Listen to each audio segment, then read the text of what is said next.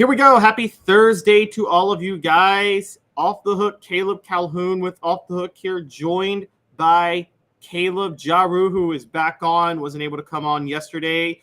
Got a huge show lined up for you guys today. We've got interesting take, disrespecting former recently departed Tennessee football quarterback Hendon Hooker. We've got news on the Vols basketball schedules. Josh Ward joins us at 10:25 after. So Jaru's going to be here in the first segment. Josh Ward will be in the second segment.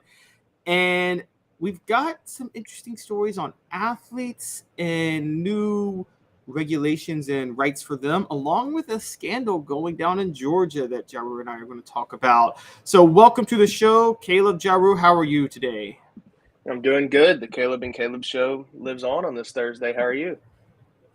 Doing great. It absolutely does as we wrap up June. And funny enough, Jaru, where I live, in 2 days, weed's going to be legal recreationally. Well, I guess I don't know if I should say congratulations or. Not saying I'm going to take part, but I was going to say, however you want to take it, Calhoun. Maybe you just have some aroma for the streets now. Yes, exactly. All right, so let's go ahead and dive in. We got one to dive in with immediately. So I've been hating on Brad Crawford all week, guys. I'm sorry. We do a lot of stuff on things he writes because he does a lot of great work. A lot of times we tout what he does. Sometimes we hate on what he does, and I'm going to continue the hate train because he wrote an article yesterday on the top 16 all-time transfer quarterbacks. And Tennessee's Hendon Hooker was not on the list. Now, come on. Now, okay, there's some top ones here that I understand you would put at the top. Okay, Joe Burrow, no issue there. Transfer, won the Heisman national title. Baker Mayfield, no issue there. Won the Heisman. However you feel about Baker in the NFL. Cam Newton, no issue. Transfer, won the Heisman national title. Caleb Williams, no issue. Won the Heisman. I'm still everybody I've named I'm fine with. Even Jalen Hurts, I'm good with being on there. But, okay, Joe, let me just name some other people on here real quick. I think Hendon Hooker has a case over Justin Fields. I think he's got a case over Russell Wilson. Rest in peace. We spoke about him yesterday. Ryan Mallett. He has a case over Ryan Mallett, but I don't want to get into that. Has a case over Colt Brennan. Scott Frost won a national title, but running the triple option at Nebraska. And Jake Coker won the national title as a game manager from Alabama, so I'm not counting that. And then you got Nick Marshall, Jeff George, Vince Ferragamo from Cal to Nebraska in 1976, and Nick Foles from Michigan State to Arizona. Come on.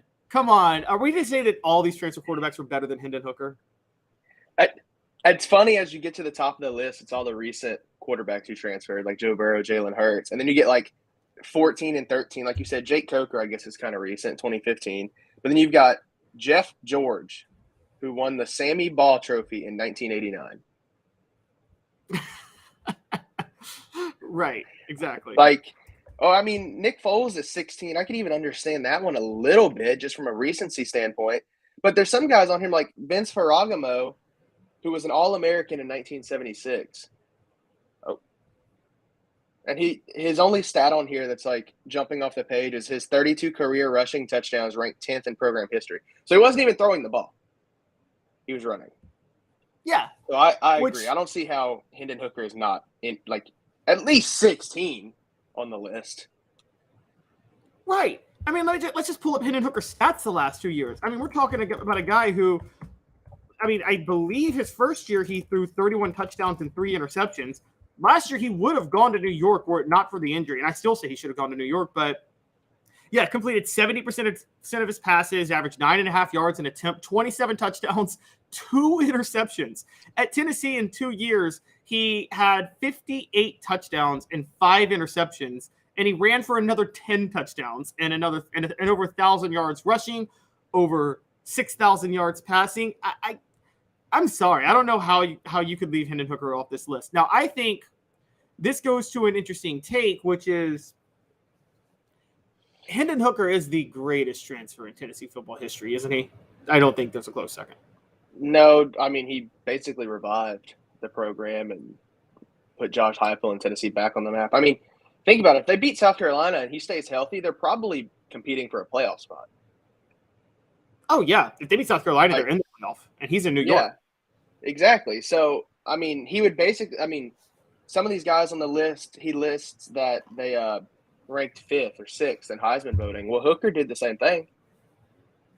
Yeah. So then by that token, should he not be on, like, and we're not arguing that he should be above a guy like Joe Burrow who holds every record, won a championship. We're saying he should be above Nick Marshall or Jeff George because those guys are not. I mean, Jeff George has one sentence under his, and it's a future number 1 overall pick in the NFL. His 31 career touchdown passes with the Illinois ranked 10th all time in program history. So he's 10th in Illinois. Yeah.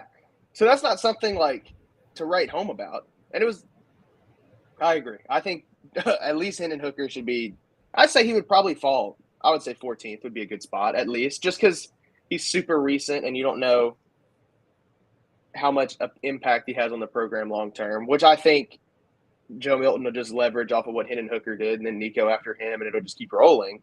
But I get that he's, I don't know. I think he should be 14 or 15 at least. I agree. I'm right around that level too. 14th or 15th of best transfer quarterbacks of all time. And I'm going down the list now, and Hooker should have been an All-American. I think we both agree with that. He kind of got robbed of All-American honors. But I don't believe there are junior college transfers that were All-Americans, but I don't really count junior college transfers unless they were at another school and went to junior college like Cam Newton. That's a different story. But outside of that, I mean, I'm going down the list of all-time All-Americans in Tennessee football history, and I don't know.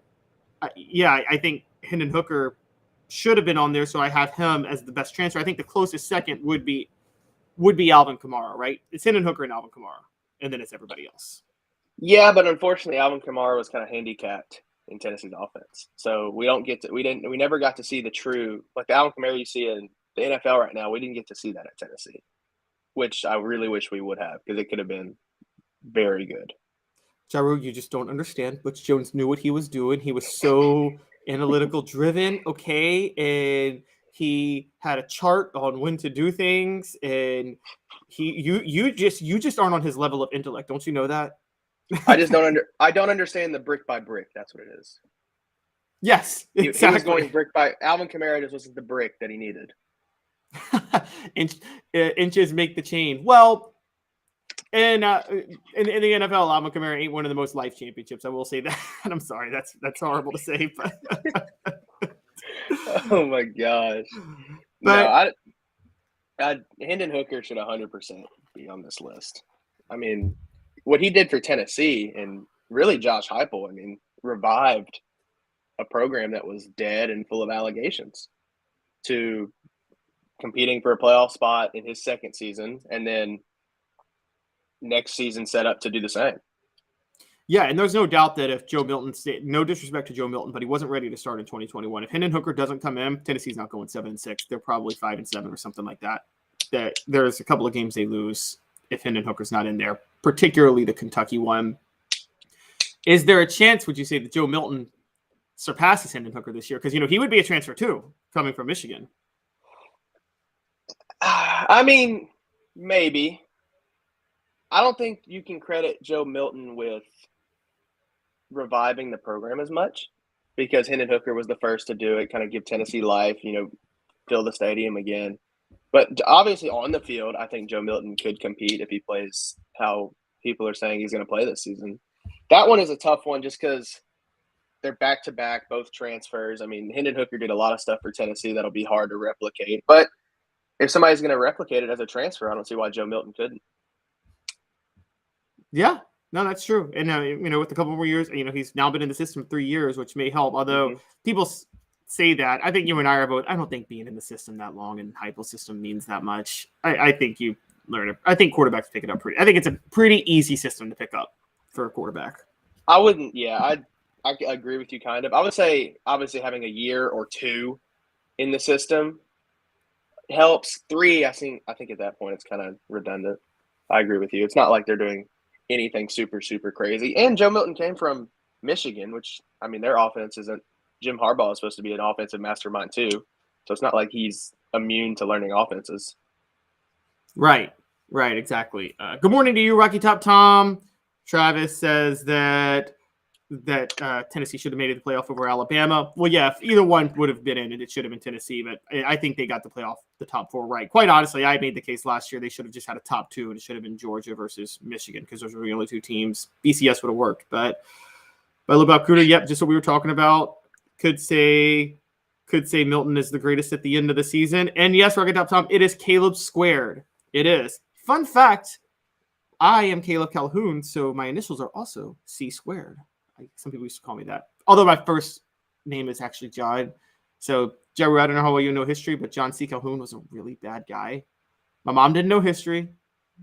My mom and dad did not know history, named me that. I've trolled them about it since. I don't know history either, so I have my research assignment for later. Okay, well, John C. Calhoun was the guy that, after the slave trade ended in 1807, John C. Calhoun was making the case in 1845 that the slave trade should still continue. Not slavery itself, the slave trade, which even slave owners were like, okay, this is immoral and we shouldn't do it. Okay. Yikes. So, he was the former vice president? He was the vice president under Andrew Jackson, yeah. And then they had a big fight over the nullification crisis. Well, you can change the name. Yeah, it was. Thanks the legacy. He was not a good dude. Moving on, speaking of a great transition to not good dudes, by the way, going on to here, we got to talk a little bit about this is an awful story. I encourage you guys. The AJC broke it, and now CBS Sports has a story on it too. Georgia defensive lineman Jamal Jarrett faced sexual assault underage drinking allegations as a recruit per report. And according to the Atlanta Journal-Constitution, Jarrett is part of a larger look into the program's handling of sexual violence violations, where there seems to be a rally around players that get these violations with Georgia. Another case that was cited was former Georgia linebacker Adam Anderson. On November 10th, 2021, Anderson turned himself into police and was charged with felony rape during his bond hearing. 8 players from Georgia's football team, including Jalen Carter, James Cook, Quay Walker, who Tennessee targeted heavily during the Jeremy Pruitt years, advocated for his release and testified in favor of his character. 11 players during Kirby Smart's tenure have remained on the team despite women reporting violent encounters to the police, the university, or both, according to the report. Real quick, dozens of players, according to the Journal, or to the AJC, have engaged in activities like excessive speed, straight racing, and driving under the influence. We've talked about those, but this is a different story. Jaru, this is really, really a bad look. Now, me being in the weeds of a lot of Tennessee cases, the A.J. Johnson case, the Jalen McCullough case, I know context happens even if there's multiple allegations against multiple different people. And so we have to be fair here. But if Georgia is just reflexively rallying to the support of players who are charged without evidence or facts, that's a big problem. This line made it even worse for me. It was like, because you talked about Adam Anderson and the players went to talk about his character at the trial. Anderson's attorney, told the judge that he made a promise to Kirby Smart that the players advocating for Anderson would be released early to return to football activities. So that basically implicates Kirby Smart in like helping these players get off scot-free from trial or anything like that. And then the next line says the athletic department denied that Smart was involved in sending players to Anderson's hearing, according to the AJC's report. So at least Anderson was suspended indefinitely and did not play after he was charged. But still, you see Kirby Smart apparently talking to the attorney and asking if the players can return to football activities. Like, I feel like in that situation, football should be the last thing anybody's worried about. Right, exactly. The way to handle this is, again, Jaru and I are both on the same side here. I'm pretty sure we're not one that says lock somebody up, throw away the key because they're charged with anything. That's not how you do this. They have a process, and there's an appropriate way to handle it. The not appropriate way to handle it is to reflexively and immediately send people to go work with the legal team and law enforcement and send your players to go defend somebody who's charged for something. That's not the way to handle this. That is as close to tampering as it can get, honestly, in a case. And with Kirby Smart, given how gung-ho lackadaisical he's been with so many other players getting in trouble with his program. I mean, just things like, the Georgia recruit that did the Asian slur during the NFL draft. I haven't seen a punishment for him. Have you? I mean, and that's one of those where I don't think he's been punished for life or suspended for a season, but you could suspend him for a game just to say, hey, you can't do that. You can't throw slurs against communities when you're on this football team. Nothing. And this is a really, really, really big deal. And again, Georgia signed Jamal Jarrett, who was a member of the 2023 class. He broke curfew, drank alcohol with teammates at an Athens bar, and was taken, which, okay, fine, that's not a big deal to not sign somebody, but then was taken to the police station under investigation for sexual assault while he was 16 years old. And this is just really, again, if you want to say, my way to handle this is this, if I'm Kirby Smart or Josh Heupel, you tell me if this is right or wrong. So what I would say is, look, they're going to be suspended from team activities indefinitely. But I'm going to give the legal system a certain amount of time to handle this. If they don't handle this within this amount of time, I'm letting them back on the team because you're innocent until proven guilty and you have a right to a speedy trial. So I understand, and that's controversial. That's a little too player friendly to a lot of people. But I'm not one of those people AJ Johnson lost 4 years of his football career because this trial drug out, and that shouldn't have happened. I would say you got 6 months. I would say with Heupel, you got this many months to build a case against Jalen McCullough. If you don't build a case against him, you just indicted him. If you don't build a case against him, I'm playing him. Period. End of story. And I think that's how you do it. But I'm not sitting here reflexively saying everybody go defend Jalen McCullough, or everybody go defend AJ Johnson, or everybody go defend a Georgia player or anything like that. That's not how you go about this, because then again, you're tampering with the case. I mean, that's fireable to me.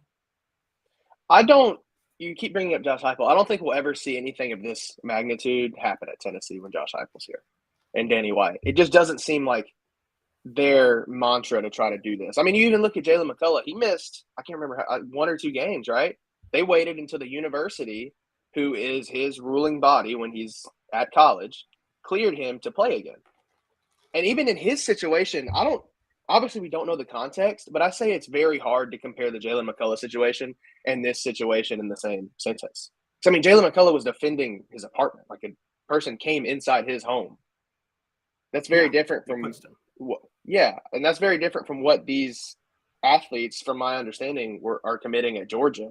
And, I mean, the athletic department is liable in this too, because if Kirby Smart actually was talking to the attorney and sent the players to the trial, and the athletic department turns around and says Kirby Smart had no involvement, and this report comes out, I mean, the AJC is basically showing you that the athletic department is looking away from everything that's happening. I mean, it seems like once a week there's a player arrested for speeding, and you see a story about a Georgia player driving recklessly. That's program standards. It seems like if you have a program where they know the punishment, or like a Tennessee where the athletic department is well run now after years of turmoil, I don't think you'd ever see anything like this. Yeah. It's I agree. It's a very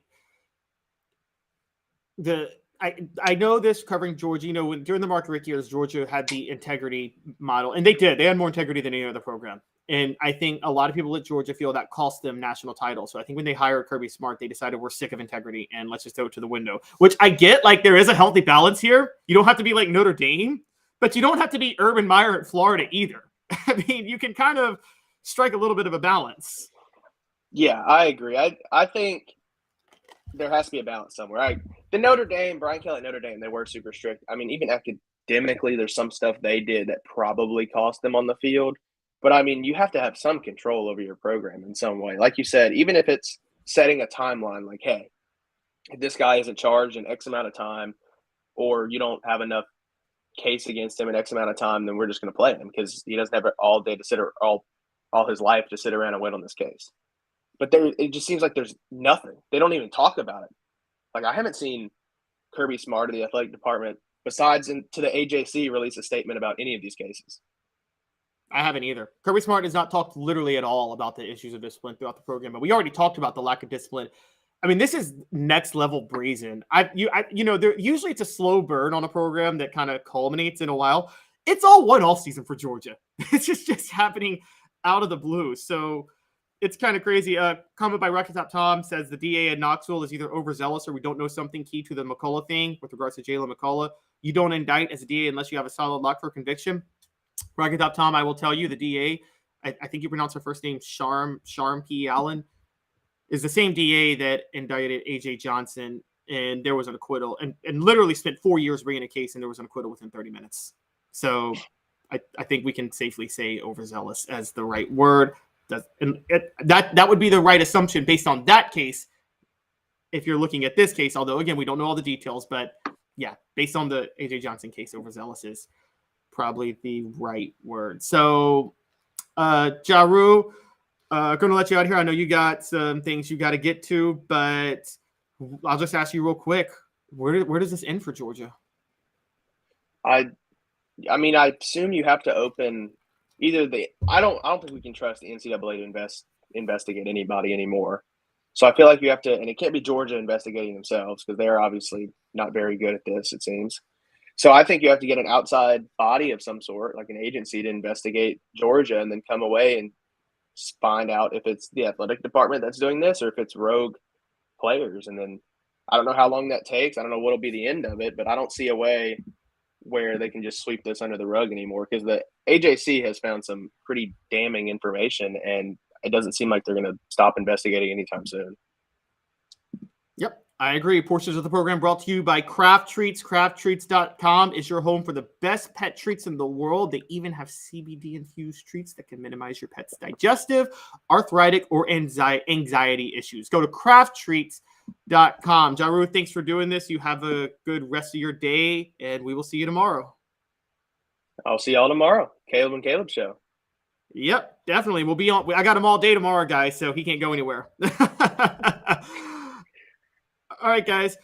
We will be back in 2 minutes, and we'll have Josh Ward on, and we got a little basketball and a little more football news to talk. So 2 minutes. Stick with us. And Craving Wings South North Shore location, where we've heard people say that you can get the best wings in East Tennessee. Pero ¿quién es este? El número 87, Jacob Warren. I'll just do 6 on my sauce 87, please. Imposible, señorita. Dale 6 más. Look at these wings. Perfectas, deliciosas, fantásticas. Man, I don't know what you're saying, but it sounds awesome. How do you say fresh, never frozen in Spanish? Frescas, nunca congeladas. Make your way to Craving Wings and get you 6 más. But what was funny about Cadis, we were a full continuum of care at that time. We had detox, we had inpatient, we had outpatient. So we were doing a lot of the things that we do now. But now we just do them so much better. It's really a simple program, but we're complicated people. I am what I am, and now I got to do something about it. You can take your life back. Call Cadis today. Got cataracts? We can fix that. Never miss another moment. With a little help from Doctors Campbell, Cunningham, Taylor, and Hahn at cctis.com. Do you want to own the more that owns every job? Then get to Vassey Lawn and Garden in Cleveland and get you a Toro. I'm David Vassey, here to talk to you about Toro. With a Toro Zero Turn, you'll get more out of every minute and you'll reach the finish line faster. At Vassey's, we like to say, no matter if you're mowing 3 acres a week or 11 lawns a day, homeowners and business owners alike find confidence in equipment they can trust from top to bottom. Vassey Lawn and Garden, Highway 60 North in Cleveland. Man alive, it's worth the drive. Our family has been creating jewelry since 1986, each piece unique with a story all its own. I'm Rick Terry with Rick Terry Jewelry Designs. I'm a jeweler, and I want to be your jeweler. We're grateful that you chose us to be Knoxville's best jeweler. My family and staff look forward to serving you. So please come see us. Kingston Pike and Campbell Station Road in the heart of Farragut and downtown on Gay Street, right next to the Tennessee Theater. Welcome back to the show. We're going to bring in Josh Ward in just a minute. We talked a little bit about the Georgia case a second ago, and we got some basketball news. But let's go ahead and bring in Josh Ward now. Josh, how are you doing? Good, Caleb. Great to be with you. Thanks. Good to be with you, too. I guess we'll actually start with, I wanted to talk about this with you specifically, Tennessee basketball. The ACC SEC Challenge slate came out yesterday, and Tennessee is going to, the men's side is facing North Carolina. The women's side is facing Notre Dame. Also found out that the Lady Vols SEC schedule is going to include Vandy, who they play twice every year, but then they draw South Carolina and A&M as their other rotating opponents that they're going to play twice. So I guess I'll just start there. That's kind of a brutal draw, right, for the SEC schedule for women's basketball?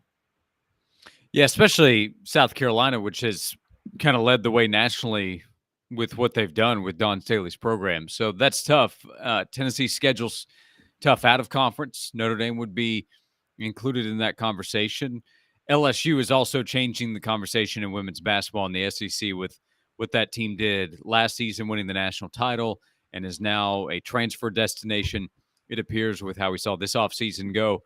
But South Carolina is still going to have something to say about winning a national title.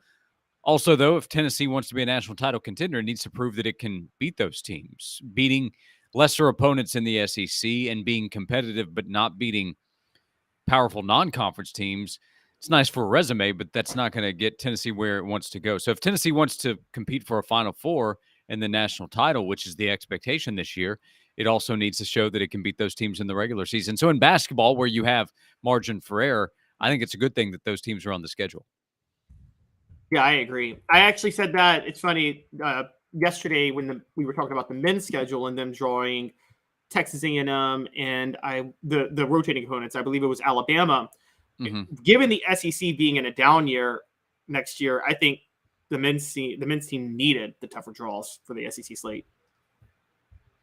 Yeah, maybe so. Again, Tennessee will play a good non-conference schedule, but home and away, getting tested away from home is good for a resume opportunity in terms of trying to bolster it for the NCAA tournament and also testing your team so that they're ready for the NCAA tournament when that comes around, because Tennessee will be there. Tennessee will be an NCAA tournament team, barring an absolute disaster. Tennessee should go in as one of the top 3 teams, I think, in the SEC. If that's the case, there should be no fear of playing a tough home and away rotation and playing a tough conference schedule. Maybe it affects Tennessee's ability to win an outright SEC title, which is one of the goals going in. But at this point, I don't know anybody that is valuing what happens in the regular season in the SEC over opportunities in the postseason, and really meaning the NCAA tournament. So whatever Tennessee can do to help its NCAA tournament chances should be the priority. Yep, totally agree. I've always said that. I've said that the NCAA tournament selection committee has made it pretty clear. I mean, they made it more clear in the RPI, but they still make it pretty clear now using the BPI that they're going to value who you play way more than your record. I mean, they care less about your record than the college football playoff committee does. Yeah, it matters as a percentage of the overall conversation, but there's the record, there's the performance against those high-quality opponents that you face. Avoiding losses against bad teams will matter too, but do you play a tough schedule? Do you try in the non-conference slate? The conference schedule is not up to the teams. That's given to them, but who you're playing is still going to matter on the resume. And Rick Barnes arrived at Tennessee with his history, with what he has done over the course of his career, with the ability to get games on Tennessee's schedule that previous coaches could not get. This North Carolina matchup is an ACC-SEC challenge, but that's also a statement of where the program is. North Carolina is a huge draw. It's a major name, one of the biggest in college basketball, meaning that game is a big draw. They're not going to put Tennessee in that game if Tennessee is not worthy from a talent standpoint, how good the team will be, but also the brand of Tennessee basketball right now. It is a major one. So that's a compliment to Tennessee. Being in these games that Tennessee has played against North Carolina and Kansas and Gonzaga, East Coast to West Coast, Arizona the last couple of years, is a big deal. It helps Tennessee present its case to the NCAA tournament committee when it gets to the end of the season. Again, you need to win your fair share of those games, but playing those games is the first step in impressing the committee and getting your team ready. I'll stress that again. Getting your team ready for tournament play. The more of those opponents you play in the regular season, the better chance you have of being ready. And if you don't schedule, you will be punished for that as well. That's not an issue for Tennessee. It has been an issue for other schools. Yep. And just so people are aware, Tennessee visits Wisconsin this year. They now visit North Carolina. They host Illinois, and they also play NC State and San Antonio. Plus, you've got the Maui Invitational. The Maui Invitational is loaded. It's an incredible group of teams. So, yeah, Tennessee's schedule and Tennessee's schedule away from home, away from Knoxville. I know fans want to see some of these games at Thompson Bowling Arena. I do too. But playing these games away from home, sometimes in true road games or obviously in neutral environments, that will matter to the committee too. Oh, absolutely. And what a lot of fans, I think, need to understand about that too is that particularly, and I wanted to bring up going to North Carolina with the ACC-SEC Challenge, it's huge for recruiting to play these road games. I mean, this is why Memphis didn't want to do home and homes with Tennessee all the time, because they didn't want Tennessee to go to Memphis every other year and recruit Memphis talent. Now Tennessee gets to go into North Carolina to recruit basketball talent. They get to go to Texas to recruit talent. I mean, look, sorry, it's not as easy to recruit in Knoxville when you're hosting as it is in North Carolina or San Antonio for talent. So this is a huge deal to be able to go to these places to recruit. Yeah, Josh Pastner came on my radio show 10 or 12 years ago, somewhere in that range, when he was Memphis's coach early in that tenure, and said, I don't want to play Tennessee home and home. It doesn't benefit me. I know it's a good game, but them coming to Memphis and having a chance to win doesn't help my program. Going to Knoxville doesn't help my program, really. So he didn't value that. For Tennessee, there is real value in going to these games. And again, the ACC-SEC Challenge, you'll have home, you'll have away, just like you had Texas, home and away back-to-back years, which was really cool. That was great to see. So it's good for the game. It's great for the fans. And if Tennessee goes to Chapel Hill and wins, that's a big deal for the program. It can be good for the resume if we come back to just how it will affect Tennessee this upcoming season. But recruits know what Chapel Hill is all about. They know what the North Carolina brand is all about. Seeing Tennessee in that game, and if Tennessee wins that game, that's more for Tennessee to sell. Yep. And so what do you think of North Carolina, of them playing North Carolina in general? Because Hubert Davis's team, obviously, after a Final Four run, really underachieved last year. Do you think they'll be back this year, or do you think it's kind of a sliding program given that Roy Williams isn't there? Surely they're better than last year. And last year they were one of the most disappointing teams we've seen in a long time, from being a projected title winner and the top team ranked going in to not making it. So they'll be better, but I think Tennessee should be the better team. So that's a very winnable game for Tennessee. You never know in college basketball, especially going on the road. So there is that aspect to it. But this is one where Tennessee can kind of get value of beating the name, even though you might not beating a team that's as good as you are. Because Tennessee should be the better team, I think, going in the season. No, I agree. And Mr. Jones brings up a point that Tennessee beat Duke, and if they could beat North Carolina, it'd be big for recruiting. I mean, they already beat Duke this past year.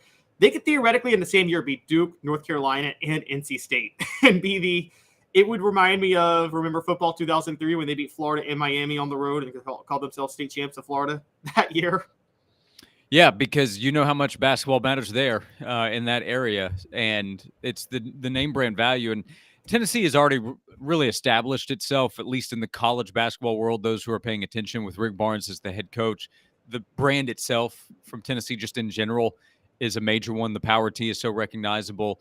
And as much as people like to joke or sometimes not joke about ESPN hating Tennessee, ESPN actually loves Tennessee because they know that people are going to watch if Tennessee's on, and that there is a draw with Tennessee, especially if Tennessee is good. Tennessee in football back at a high level is good for college football. And part of the reason that is said is because it's good for the people that are covering college football. The press box at Neyland Stadium was filled with national media members for the big games because it's a big deal when Tennessee is competing at a high level. And when Tennessee basketball is competing at a high level, is it the same as football? Is it the same as the following of, I mean, we could say Duke basketball, I guess, or Kansas?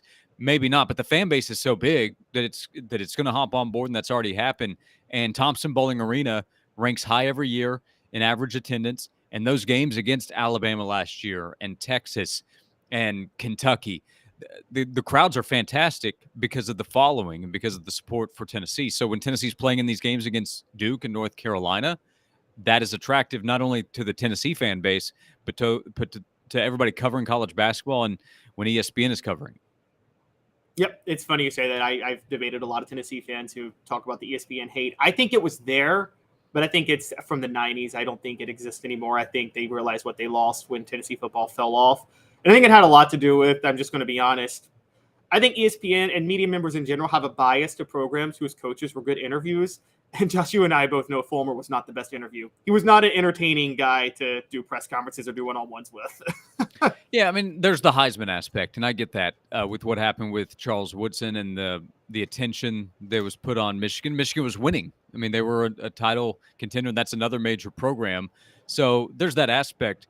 But some of the names are known, some of them are not, people that work behind the scenes. There's so many UT grads that work for ESPN. So when it's brought up ESPN hates Tennessee, part of my question is, okay, who are you even talking about? Like the upper management of ESPN couldn't care less. They don't care about any of the teams. And then the people that are covering college sports, many of them have graduated from UT or they've been in Knoxville, worked in Knoxville covering Tennessee. So people outside Knoxville would make the opposite argument that there's a bias for Tennessee. It's really neither. It's just that if Tennessee's really good, they get great coverage and they get college game day to town. Like last year, ESPN came to Knoxville twice because they knew how big of a draw it was and how great of a show it would be. So a lot of people would have argued, hey, there's bias for Tennessee. It's not for or against. It's just if Tennessee's really good, they'll get a lot of positive coverage. When Tennessee wasn't so good, which unfortunately was too long of too long of a length of time, well, the coverage was pretty negative, and that was for obvious reason.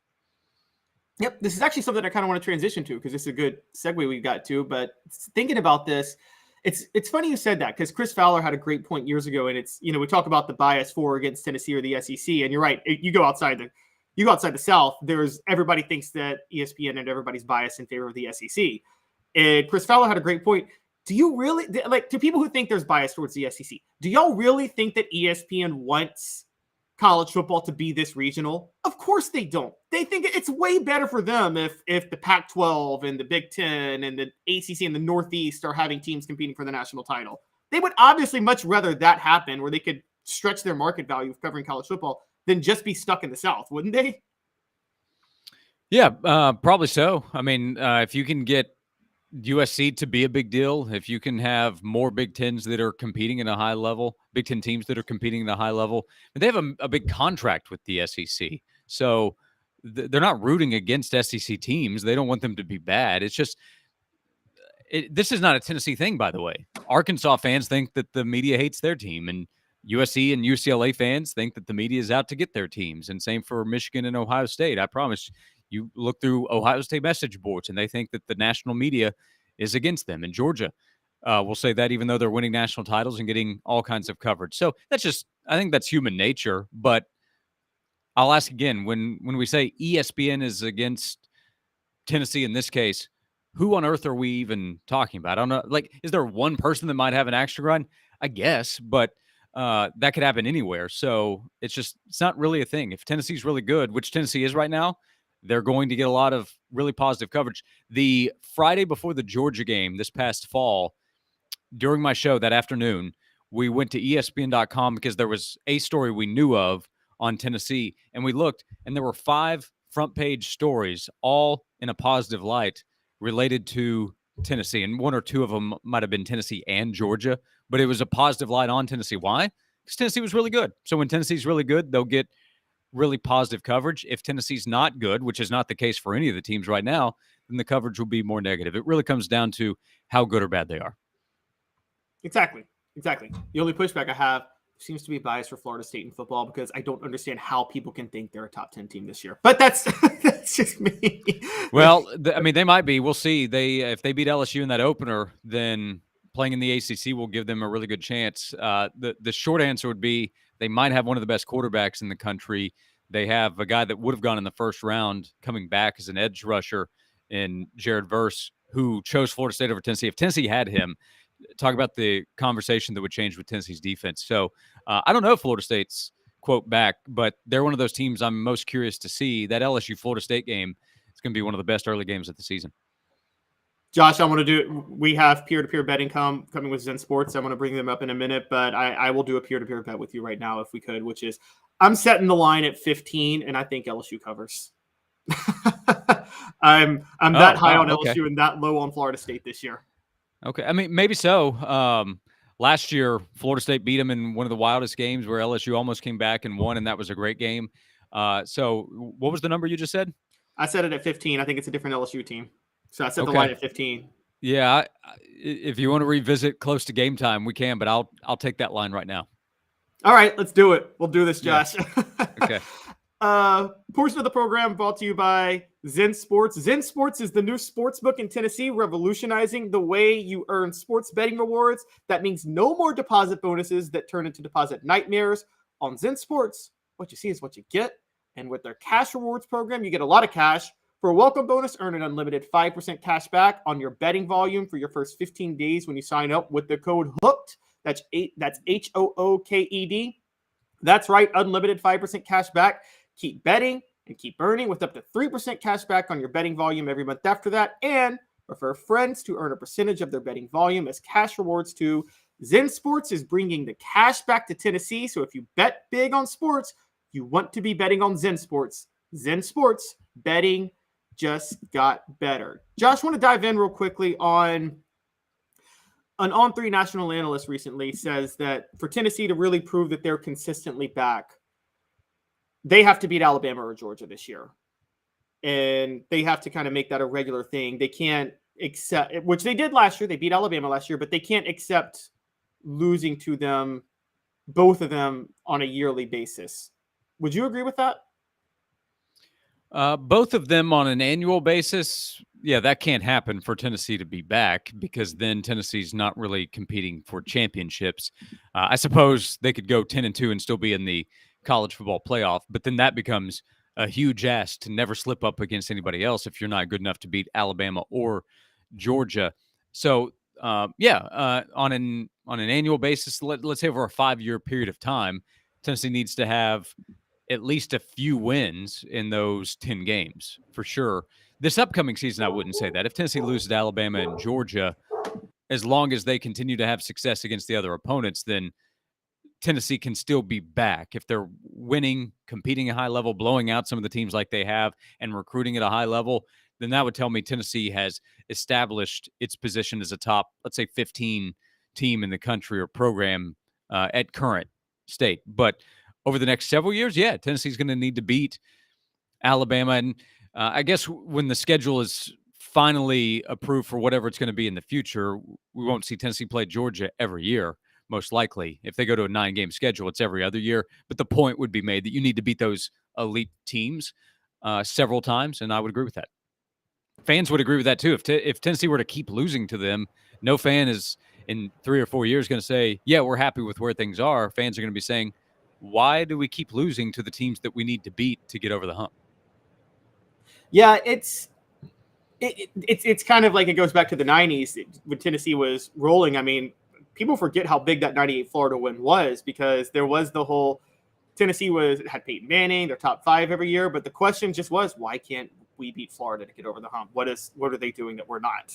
Basically, that's what they all call. You have your favorites to win it. And Florida at the time was the big boy you're trying to catch. They had a national title. They were winning SEC titles. And Florida had the winning streak against Tennessee. Right now, the big boys in college football from the SEC are Georgia and Alabama. And LSU's trying to establish itself as that again, and we'll have a chance this year. And Tennessee won there last year, but that's year one with Brian Kelly. The big picture would be Alabama and Georgia. They have set the bar for what everybody is trying to do. So if Tennessee can't beat them, either one of them again over the next few years, well, then Tennessee's below the bar of the standard that is set for best of the best football. So, yeah, Tennessee has to beat them to get over. At some point, you got to beat them, whether it's in the regular season or the playoff. At some point, you have to go through Alabama and or Georgia to win an SEC or national title. So J.D. Pickle of On3, his exact quote was, to make the statement that you're for real and that what you're doing is going to have some staying power based on what they did last year, you've got to either beat Alabama or Georgia this season. Do you think if they lose to both of those teams there will start to be a concern that 2022 was a flash in the pan and not a sign of things to come? I'm sure some people will say that if that's the case. But if Tennessee is 9-3 or 10-2, with the 2 losses being to Alabama and Georgia, then most people will say, hey, that's a really good season for Tennessee. And if that's the case, recruiting is going to be just fine. Tennessee will sign a top 5 to top 10 class, I think, most likely. And the offense is going to be really good. They're not going 9-3 and 10-2 without a high-level offense. So most people, rational people, in my opinion, would say, okay, lost to Alabama and Georgia. There's more work to be done. But Tennessee is one of the top teams in the SEC. If those are competitive games and Tennessee falls, then nobody with the brain is going to say that Tennessee football has fallen back off and they don't have a shot against Alabama or Georgia. So part of it is how do the results come? What do they look like in those games? But if Tennessee wins at least 9 games this season, that will be 20 wins in 2 seasons for Tennessee. People who know what Tennessee has been through and know what it takes to win 9 or 10 games in the SEC will give Tennessee credit for being in that position. And then everybody will agree, okay, there's more work to be done if you want to get over the hump against Georgia, because at that point, you'll have to go back to you'd have to go back 8 years since Tennessee last beat Georgia. That's too long. So, yeah, people will say there's more work to be done, and they'll be right about that. Yeah, and particularly when I wonder if many people in Knoxville, and I actually see it this way too, see this year as somewhat of a transition year, because you got Hendon Hooker last year. You got Nico Iamaleava, who is probably going to be the starter in 2024. Mm-hmm. And no disrespect to Joe Milton, but kind of a transition year to stay afloat, keep this thing rolling, but probably not take it to the next level this year. Just make sure you don't fall from where you were. Kind of, you know what I would compare it to is, remember Clemson in 2014? They were between Taj Boyd and Deshaun Watson. And hopefully Joe Milton's better than Cole Stout was. But that 2014 year was kind of very clearly a transition year for Clemson, if you remember. Yeah, it's either that or maybe you would say Deshaun, you had Kelly Bryant, and then Trevor Lawrence. But Joe is planning to be better than as good as the best and better than the in-between guys. His upside is much higher than Kelly Bryant for sure. We'll see. That's the big question. I mean, if Joe is close to what his potential is, then the offense should be close to what it was last season. It's not just Joe. It's the offensive line. It's replacing Darnell Wright, which is a big ask. I have a bigger question that needs to be answered actually replacing Darnell than replacing Hendon.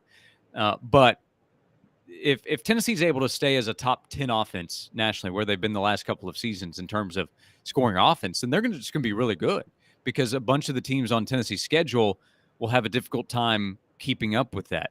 We'll find out when Tennessee goes to Gainesville how Joe and the offense handles a tough road environment where Florida knows we need to do whatever we can to stop or slow Tennessee's offense. Stop is too strong of a word, but slow and give our offense a chance, because they don't have Anthony Richardson. So the upside of Florida's offense, because of the quarterback position, is lower, in my opinion. So we'll get at least an idea there. And then over the next few weeks, we'll see with Joe Milton. But I promise Tennessee's internal expectation is we should be as good as last year. We should be better on talking about the offense. We should be better defensively, and we should have a chance to beat every team on the schedule, which the odds makers actually say. Tennessee right now would be projected to win 10 individual games. The over-under win total is 9.5, which is tied for the third best in the SEC, depending on where you look, but top 4 in the SEC. That's a tremendous compliment considering what Tennessee has to replace. Tennessee also has to go prove that is warranted. That's up to Joe Milton and Gerald Mincy and John Campbell coming in as a transfer, and all the other players that we're talking about this offseason. Yeah, and Vegas is so fluid too, because theoretically, if you did the line right now, you would favor them to lose to Alabama and Georgia and then beat everybody else. But if the line goes throughout the season and Tennessee only has one loss at Alabama, and which Vegas would predict, and then they're 8-1, and Georgia's coming to town, you could see the line move towards Tennessee with Georgia going to Knoxville, and if they struggle a little bit at Ole Miss the week before or something like that. Very much so. Yeah, maybe so. Part of that depends on how Tennessee does in its wins. But if Tennessee's a one-loss team going into the Georgia week, then Tennessee has outperformed expectations, because it's important to remember, while Tennessee would be favored in 10 of the games, the reason that the win total is a little bit lower is because the expectation is not that Tennessee wins all of those games. It's that Tennessee would be a favorite in each of those games. But if you do the probability is they slip up somewhere. Like last year, Tennessee slipped up against South Carolina, and Tennessee is hoping that doesn't happen this fall. But that Missouri game for Tennessee is one that the Vols have to be ready for, not because Missouri is going to be a great team, but if Tennessee's a one-loss team going to Mizzou, nobody's going to talk about the Missouri game that week.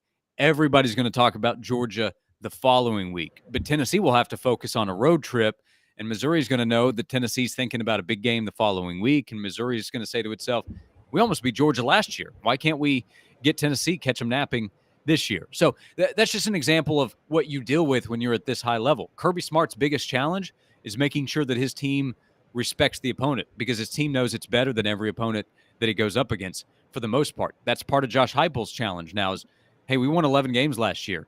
We beat up on LSU. We beat Clemson. We beat Florida. We beat Alabama. So I need to make sure that my guys focus when they go to Florida this year, when South Carolina comes to town. South Carolina might be a little different because of the revenge factor, but Josh Heupel now is in that position where he has to make sure his team is focused on these games where Tennessee is favored. That's not been a problem for Tennessee's head coach in a long time. That's a new good challenge for Heupel to deal with now. Yeah, and Josh, it's funny you brought up Missouri, because before I let you go, you and I both were in agreement that Kentucky is their biggest trap game by far. But a couple of websites I was reading recently both mentioned Missouri, and I never thought about it, but we bring up the point they got a new offensive coordinator in Kirby Moore, who they brought from Fresno State. And let's be honest, Missouri lost, 4 or 5 games last year that they easily could have won. I mean, they probably had the most heartbreak of it. They could easily have been 10-3 last year instead of 6-7 or whatever they were. So are we underrating Missouri or not paying attention to how dangerous they are as a football team this year? Some people are, because some people are probably laughing at us even discussing this. So that would be an example of underrating what Missouri is. I'm not saying Missouri is a top half of the league team. I'm not saying that at all. But again, South Carolina last year, they were coming off a horrible showing against Florida. And the talk that week was, this offense from South Carolina is embarrassing. They can't do anything. Then they put up 63. So that's a reminder of what you've seen does not exactly tell you what's going to happen next. And because of the placement of that game, like Caleb, a reason that we've talked about the Kentucky game being more challenging than most might expect is because of the placement on the schedule. You go to Lexington the week after going to Tuscaloosa, while Kentucky is off the week Tennessee's playing Alabama. Schedule-wise, that's an advantage for Kentucky. Doesn't mean Kentucky's going to win. Doesn't mean Kentucky's better. Certainly not that. But Tennessee playing Missouri on the road in November, the week before hosting Georgia, schedule-wise is a bit of an advantage for Missouri. First of all, they're at home. It's not a fun time of year to go to Columbia, and then the focus could be elsewhere. So it just presents other challenges that Josh Heupel will have to deal with. If Tennessee plays its best football or even close to it against Missouri, Tennessee will win. But if Tennessee turns the ball over and is not dialed in, and they have a couple of 3-and-outs early, and Missouri is able to put some points on the board, and all of a sudden there's that uh-oh factor, then you've put yourself in a risky position. So when we get to that game later on in the year, these will be the talking points, assuming Tennessee's had a good season. If we're wrong about how good Tennessee's offense is, well, that creates a different conversation. But if Tennessee's a really good team in November, then the week of the Missouri game, the talking points that week on this show, on every show, will be Tennessee needs to be focused. Tennessee can't go there and turn it over. Tennessee needs to be dialed in. Yep. Josh, thanks so much for doing this today. We're going to troll Dave when he gets back next week. He's enjoying life on the beach. I was talking to Fred White yesterday. Here's another line. How red do you think he's going to be when he's back on Monday? Dave, well, his baseline is like a 4, so he's going to be a 9 minimum when he comes back.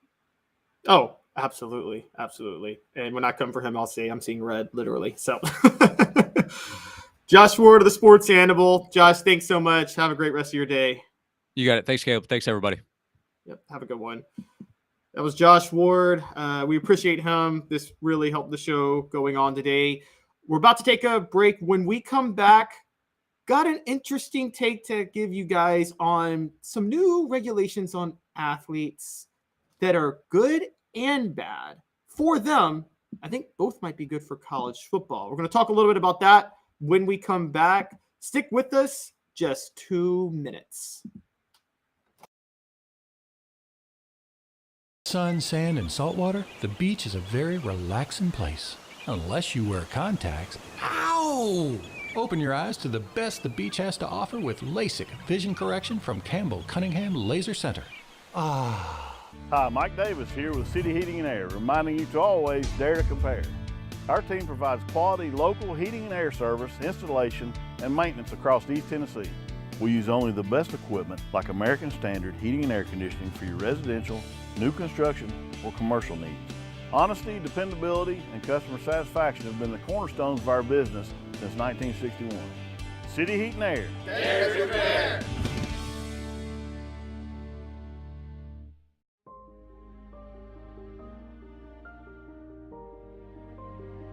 Our family has been creating one-of-a-kind pieces of jewelry in West Knoxville since 1986. Each piece is a combination of unique processes that bring your idea to life. Every day in our shop, a truly special item with a story all its own is being manufactured in our facility, bringing the history and family sentiment into a whole new generation of life. We're grateful that you chose us to be Knoxville's best jeweler, a title that we value and respect. Because to me, being a jeweler and owning a jewelry store are not the same thing. I'm Rick Terry.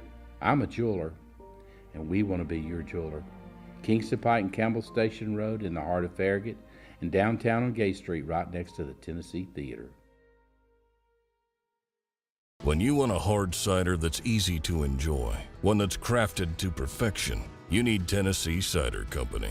Some say it's the signature cider of the South. Others say it's the cure to your craving. They all say you'll savor every sip. With a selection of ciders free to sample, all it takes is one taste. Visit tncidercompany.com for more information, as well as to shop our ciders and merchandise online. Thirsty yet? Doors open at 10 a.m. Welcome back to the show. I've been neglecting the message board a little bit. I apologize to you guys. So I'm going to go pull up some things that we've looked at. Going to have a little fun with you guys real quick. Going back to John C. Calhoun. Yes, Rocky Top Tom brings up that he ran like 6 times himself. He was like Henry Clay. Yes, he was. William Jennings Bryan was another one of those guys. I believe William Jennings Bryan ran 3 times and lost all 3 times. That was kind of an interesting time in political history. And going back to the Georgia thing, you know, it is very, very murky. We were talking about that. Rocky Top Tom, if Kirby talks about this, it makes it real and affects the program. He's going to stay quiet, and the NCAA won't touch their golden program. It's up to the cops and the courts now. Yeah, and in many cases, you would say maybe it should be up to the cops and the courts. So it's kind of the legal system should handle a lot of these scandals that happen. So we'll just have to wait and see what goes on with that. Talking about the Tennessee football this year, Mr. Jones brings up that an improved defense gives offense more possessions and more scores. That's true. Also, Mr. Jones, think about this for Tennessee football, and this is a big part of what they do. They score so fast that they can generate huge leads early and pull their starters pretty quickly. And Tim Banks' defense makes it hard to come back. An underrated part of Tennessee's offense, a Tennessee scheme, is that Tim Banks he makes you work to move the ball down the field. So when Tennessee gets a big lead, they're actually built to hold their leads more than a lot of other programs that are such offensive juggernauts. So you also bring up Joe Milton learned a lot from Hendon Hooker about how to lead and be a good teammate. Yeah, that's going to be interesting to see. Motivated, dedicated joins in, says Georgia's 2023 team will be better than 2022, going to be crazy this fall. Man, that's a tall ask, but motivated, dedicated, I'm telling you, just because the team is better doesn't mean they have more success. Tennessee football's 1998 team was not the best team Philip Fulmer ever coached. The 95, 97, 99, and 2001 teams were all better. Maybe even the 96 team were better too. So just kind of something to look at. Travis says Ole Miss can certainly beat Georgia. Yeah, no, don't sleep on that. Lane Kiffin is a great schematic coach. We have no idea of what can happen with Ole Miss and Georgia the week before Tennessee. That's very, very possible that Ole Miss can beat Georgia. So definitely worth looking into. All right. Before I let you guys out of here, as if you guys don't have a choice to get out of here on your own, I actually wanted to bring up a couple of intriguing stories that I think are now connected that came out, I believe, I want to say on ESPN and other sites the other day. So one is friendly to athletes, one is not. So the first is one is a transfer portal window. The NCAA D1 Council is proposing a 30-day total transfer portal window as opposed to the current window that lasts 60 days total. This is a way to maybe narrow. So right now, as it goes, there's two transfer portal windows. The first is right at the end of the season into the off season, and then the second is right at the end of spring practice. This proposal is to narrow the transfer portal window so you don't see as much crazy movement going on. That would hurt the athletes to a degree. It depends on how they do it. And what I mean by that is I do think that there should be a transfer portal window after spring practice and right after the offseason. I think there should be a transfer portal window after both. And the reason there should be a transfer portal window after both is those are the two times you learn whether or not you're going to be a starter, whether or not you're going to play, and the athletes do deserve the chance to make that decision.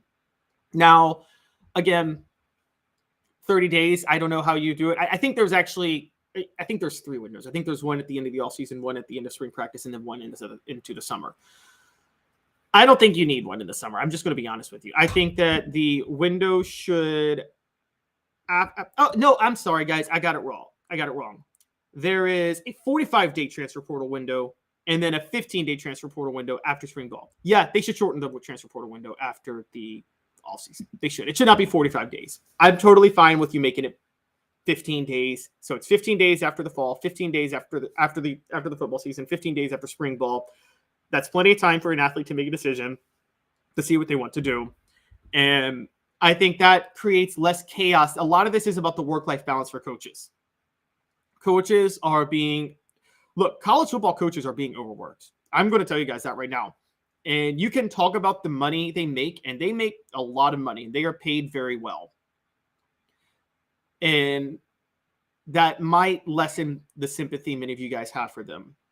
But our guy over at Late Kick Josh Pate had a great point. It doesn't matter how much money you make. The human body can only do so much. And college football coaches are being pushed beyond their limits with the work they have to do, because they have to literally constantly recruit, constantly target transfers, constantly make sure their roster stays together. I mean, this is the open transfer portal window and the recruiting calendar is wrecking the work-life balance of college football coaches. Dave has talked about this on the show, and it's a real problem. So I'm totally all for them shortening the transfer portal window. I'm for them shutting down recruitment during the season. And I know that's crazy. I think during the season, I think the only contacts you should have are scheduling official visits with recruits, quite honestly.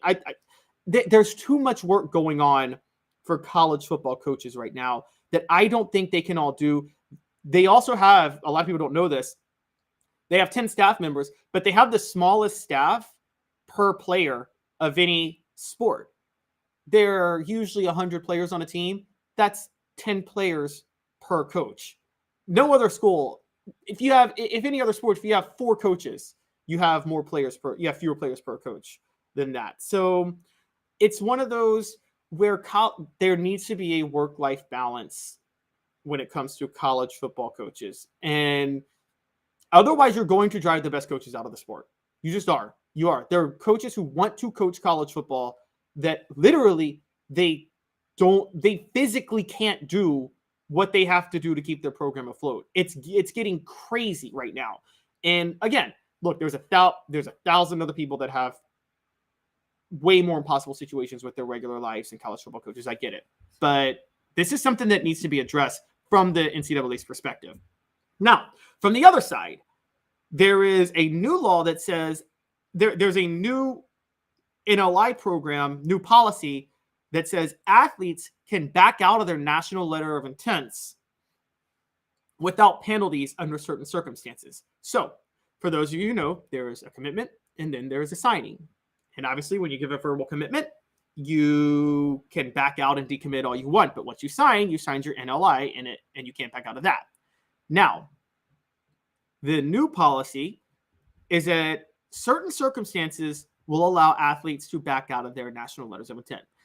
The certain circumstances are typically, according to ESPN, is, as far as I'm aware, has to do with coaches. So, for instance, if a coach is fired, a coach leaves for another job, things like that. So it could be a head coaching change, or it could, I believe it could be if a program receives a punishment probation-wise that we didn't know about. That is the policy on this. I think this is a good one. I think this is a very good policy. I think athletes sign to programs under certain conditions, and I think you should be able to back out of it if those conditions change. I think that way with contracts. I mean, that's how contracts are. The nature of contracts is there are certain conditions that you assume when you sign contracts that they change. I think ESPN should be willing to renegotiate its contract with the SEC because the SEC did that contract not knowing that Texas and Oklahoma were going to join. And I think there's an argument if the SEC took it to court for them to back out of the contract. Now, I don't blame ESPN at this moment because they're getting a sweet deal with the SEC with what they paid for.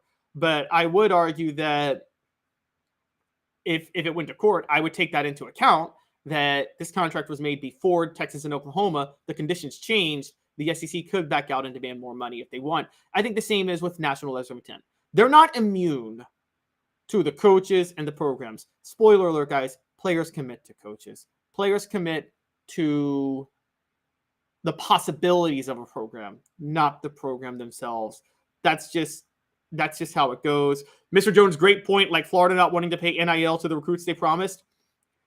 Now, that's a little bit tricky because technically NIL is not, it's not supposed to be used for recruiting. So I don't think you're going to be able to back out of your national letter of intent. I don't think you're going to be able to back out of your NIL. Excuse me, let me say this right. I don't think you're going to be able to back out of your NLI just because your NIL wasn't what it was. That's kind of a funny thing. But I will say that because technically NIL cannot be used during recruiting. But this is going to be intriguing because now when you start to see coaches getting fired, so for those who don't realize, this is why coaches get fired earlier. This is why they get hired earlier, all of that. So the early signing, but where this is very intriguing is the early signing period is still in December. There are still instances, outstanding circumstances where coaches aren't hired until January or late December after the early signing period. You're going to see a wave of backouts of NLI from the early signing period based on coaching changes that happen at the end of December, which still happens a lot of times now. What this is really going to do, though, is this was already happening. Most of the coaching changes were happening at the end of November anyway. This is going to be magnified and exploded to a different degree because the early signing period, athletic directors and administrators will be under a lot of pressure to find a coach before the early signing period now, which is in mid-December, because they can't afford to wait, because then players who signed would be able to back out of their national letters of intent.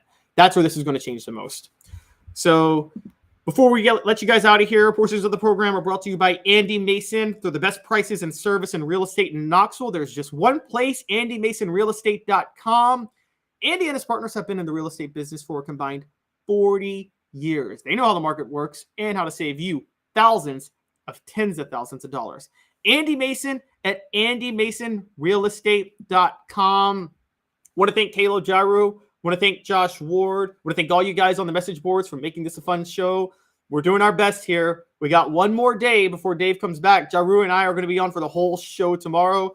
Appreciate you guys all tuning in today. You guys all have a great rest of your Thursday. Thanks a lot. With Caleb Calhoun, this has been a presentation